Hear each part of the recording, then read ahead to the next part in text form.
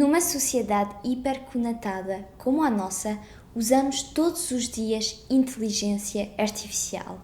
Que o saibamos ou não, porque a indústria da tecnologia tem vindo a pôr a IA em quase todos os seus programas. E mesmo se a IA é capaz de resolver muito dos nossos problemas atuais e futuros, o seu impacto ambiental não pode ser ignorado, na minha opinião. Neste vídeo quero falar do impacto da IA no nosso planeta. Se este tópico vos parece interessante, então vamos a isso. Antes de falar do impacto ambiental da IA, quero em primeiro lugar explicar o que é essa tecnologia, não é? De acordo com a definição da empresa IBM, a IA é uma tecnologia que permite aos computadores e às máquinas de imitar a aprendizagem, a compreensão, a resolução de problemas, a tomada de decisão, a criatividade e a autonomia humana. Se esta tecnologia existe desde os anos 50, quando foram criadas as primeiras máquinas capazes de demonstrar uma certa inteligência humana, temos hoje um novo tipo de IA que se chama IA generativa. Quer dizer que esta forma de inteligência pode criar conteúdo complexo e original, como um texto, imagens de alta resolução ou até vídeos e áudios realistas, a partir do pedido de um utilizador. Estes pedidos são escritos ou ditados na própria língua do utilizador ou da utilizadora e não através da língua binária construída com 1 e 0 dos computadores. Mas então, talvez esteja a pensar, se estamos a falar de algo completamente digital, qual é o impacto no nosso mundo físico? É totalmente normal pensar assim, porque a nossa interação com este tipo de tecnologia está completamente separada da maneira e do sítio onde esta tecnologia foi criada. A maioria dos modelos de IA funciona graças aos centros de dados que estão bastante longe de nós, os utilizadores. Além disso, cada etapa do ciclo da vida deste tipo de inteligência consome energia, água, minerais e também libera gases com efeito de estufa no nosso ar. Vou deixar uma imagem, assim podem ver as etapas do ciclo da vida da IA, assim podem perceber o que é que eu estava a falar. Portanto, por essa razão, quando falamos do impacto ambiental desta tecnologia, é importante nos lembrarmos que este tópico é amplo. De que tipo de impacto estamos a falar? Da utilização da água ou do CO2 emitido? Será que estamos a analisar a criação desta tecnologia ou só a sua utilização? Há pelo menos 3 áreas de impacto no ambiente quando se fala de IA. Em primeiro, a extração de minerais. Em segundo, a utilização da água. E em terceiro, a criação de emissões de gases com efeito de estufa.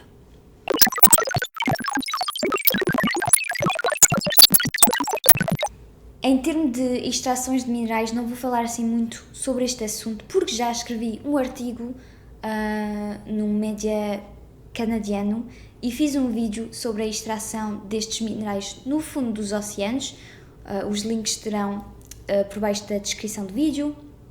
Mas se quiserem que fale mais sobre o assunto, não só talvez em termos de ambiente, mas também sociais, políticos, económicos, posso preparar um artigo ou um vídeo, é só pedir nos comentários abaixo deste vídeo. Todos os dias, em várias partes do mundo, minerais são extraídos para coisas diferentes. No caso da inteligência artificial, cada vez que nós fazemos um pedido a uma IA, o nosso pedido é executado através de chips, ou seja, pedaços de vários metais que chamamos de hardware, que é o conjunto destes metais. Portanto, quanto mais complexa uma IA, mais ela precisa de um hardware potente e, portanto, vai precisar de mais metais. um dos componentes mais usados para as inteligências artificiais são os chips GPU, que vem do inglês Graphical Processing Unit. Em português, pode-se traduzir por unidade para processos gráficos. Em geral, um modelo de IA precisa de bastantes GPUs, não só para funcionar. Estes chips são construídos com uma base feita com um material semicondutor, normalmente usa-se silicone, e por cima deste material há vários metais, como o alumínio, o cobre, o estânio, o tantalo, o lítio, o gálio, o germânio, o paládio, o cobalto e o tungstênio. Alguns destes metais, como o cobalto ou o tungstênio, por exemplo, são considerados como minerais de conflito. Ou seja, nos sítios onde são extraídos e ou vendidos, há conflitos por causa destes minerais. E também há abusos, falta de direitos humanos, violência, armas, muitas coisas assim, além do impacto ambiental da extração própria.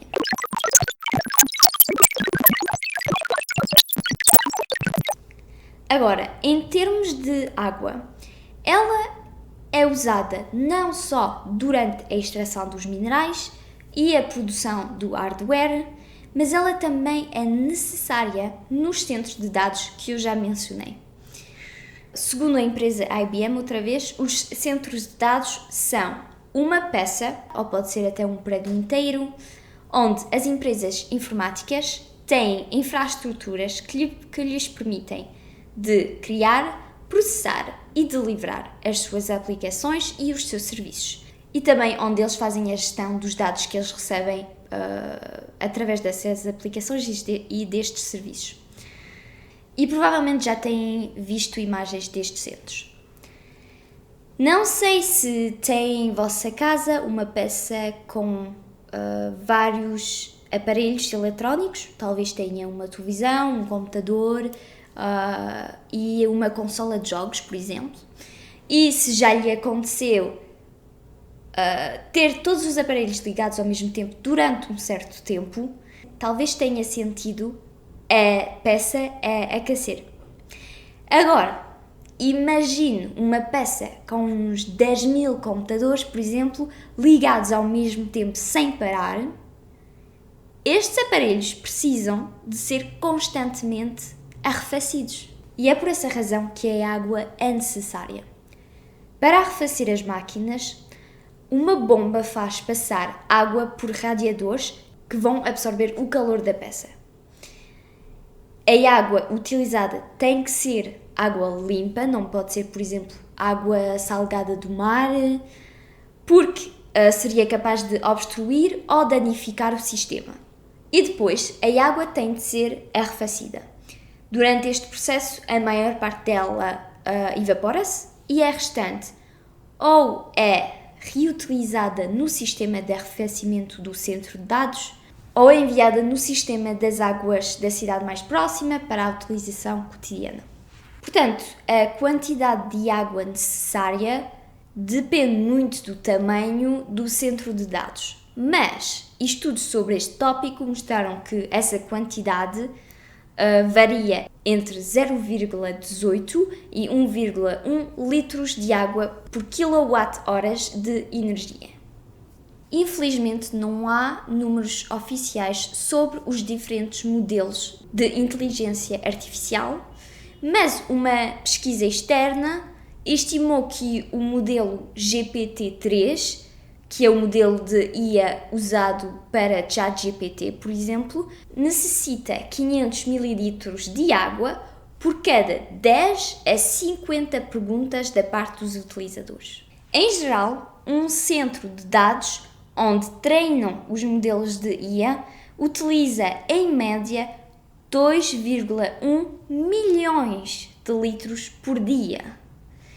Além disso, alguns destes centros estão construídos em zonas onde há pouco acesso ou não há acesso à água, como por exemplo o deserto do Arizona, nos Estados Unidos. E quando falo de treinar modelos de inteligência artificial, estou a referir-me ao processo de fornecer dados aos modelos para fazer com que os modelos sejam mais inteligentes e, portanto, capazes de fazer predições cada vez mais corretas.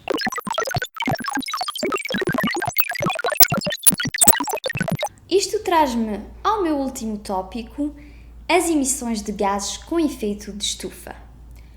Vou passar um pouco mais tempo sobre esse assunto porque há simplesmente mais estudos sobre este fenómeno.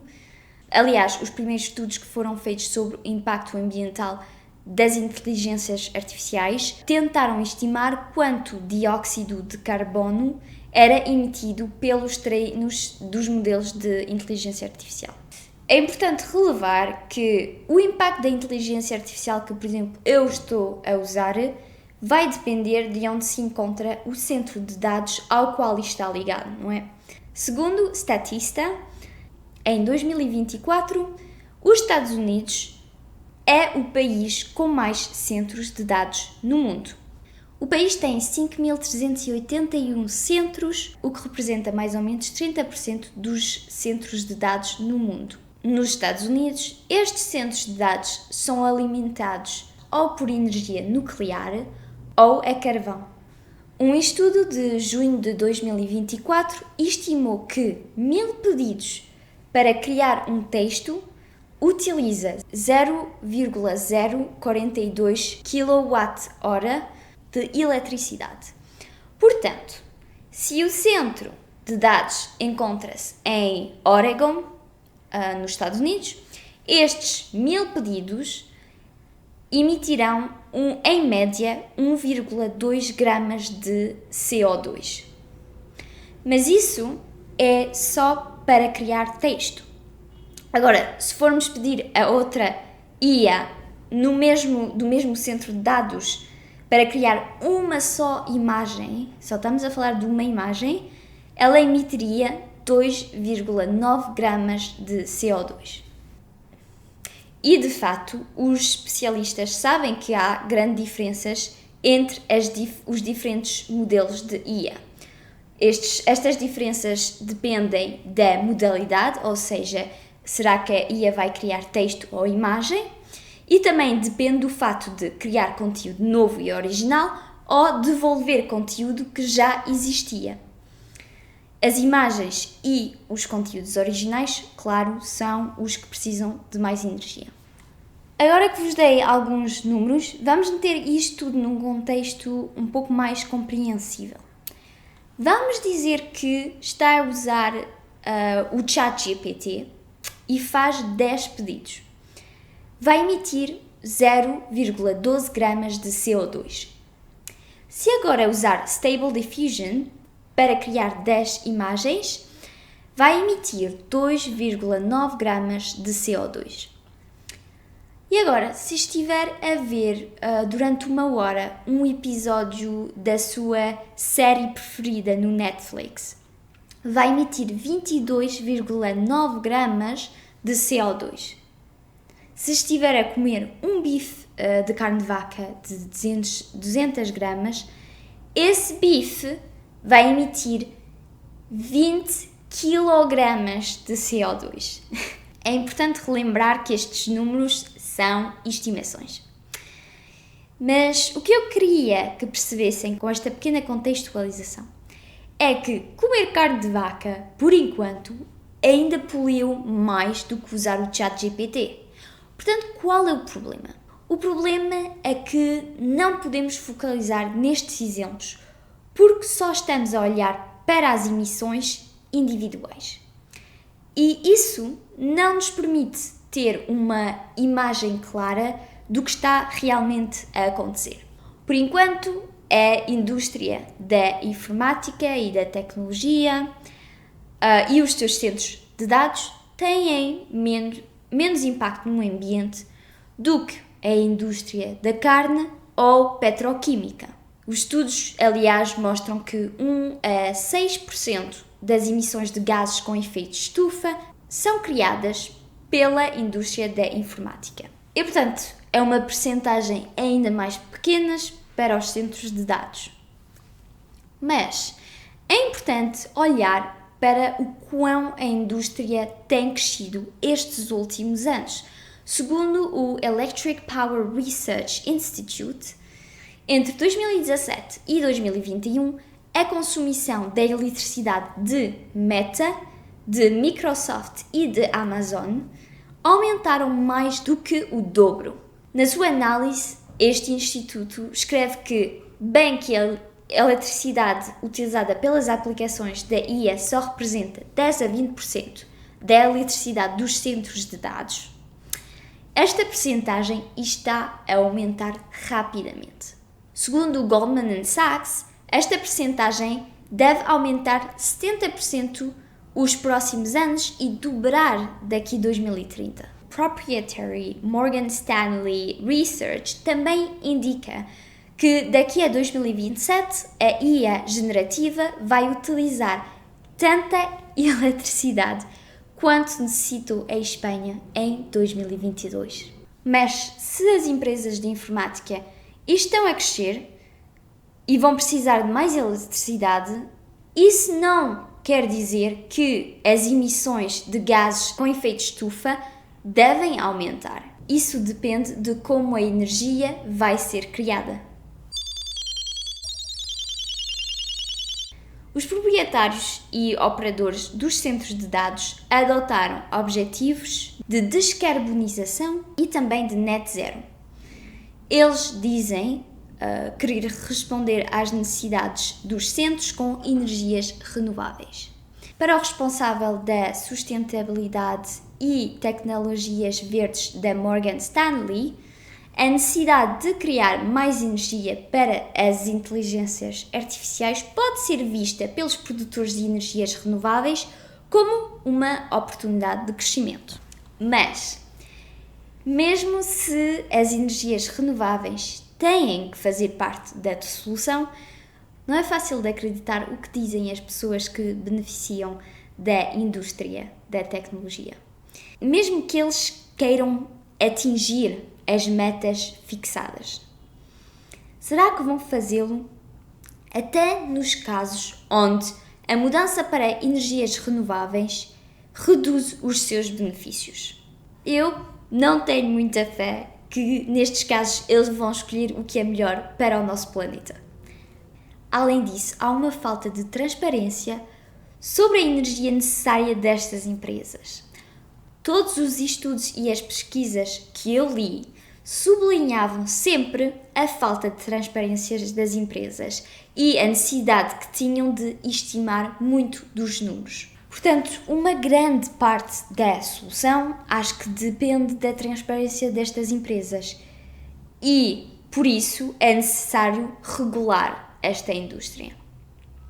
Por exemplo, a União Europeia criou o Pacto Ecológico Europeu, ou seja, adotou um conjunto de propostas para adequar as políticas da União nos domínios do clima, da energia, dos transportes e da fiscalidade com o objetivo de reduzir as emissões de gases com efeito estufa de pelo menos 55% até 2030. Segundo este pacto, os sistemas de inteligência artificial usados para a gestão das energias, as redes inteligentes e as análises ambientais devem ser neutras em carbono daqui a 2050. O pacto também estipula que os distribuidores de modelos de IA devem partilhar a consumição de energia e, se não a conhecem, pelo menos partilhar as estimações. Além disso, os sistemas de IA de risco elevado deverão partilhar a consumição de energia e outros recursos durante o ciclo de vida dos seus sistemas. Isso pode, portanto, incluir a consumição de água ou de minerais, segundo o nível de detalhes requerido pelas autoridades. E estes sistemas de IA de risco elevado são basicamente sistemas que a Comissão Europeia considera como pondo em risco a saúde, a segurança ou os direitos humanos dos cidadãos da União Europeia, mas que os benefícios socioeconómicos ultrapassam os riscos e, portanto, não foram proibidas pela Comissão. Agora, nos Estados Unidos da América, alguns senadores introduziram o Artificial Intelligence Environmental Impacts Act em 2024.